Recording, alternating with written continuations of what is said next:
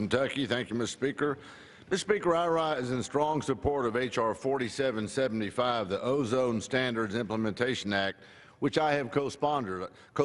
I want to thank Congressman Olson, my good friend and fellow Texan, for introducing this important legislation.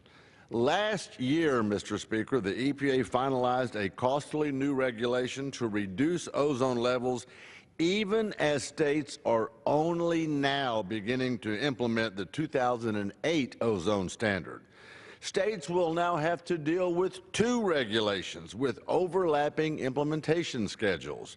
This is federal bureaucracy at its finest, Mr. Speaker.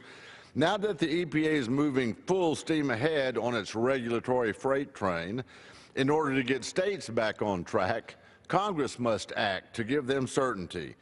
H.R. 4775 will phase in implementation of those ozone standards over a reasonable timeline.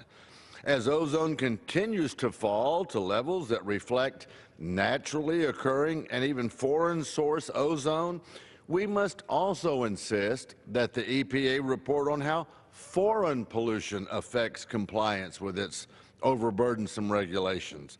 This legislation will do just that, Mr. Speaker. There is no denying that the EPA's regulations will be costly for the states and costly in turn for our economy. The lower ozone levels are mandated, the harder for economic development to occur. That's just the way it is, as Ted Poe would say. Communities across the country will be harmed, and low-income families, Mr. Speaker, are going to be harmed the most from this overburdensome regulation.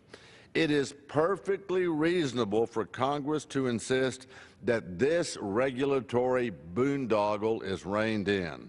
I urge all members to support this important legislation. It's the right thing to do. You know I'm right. Gentleman from Texas.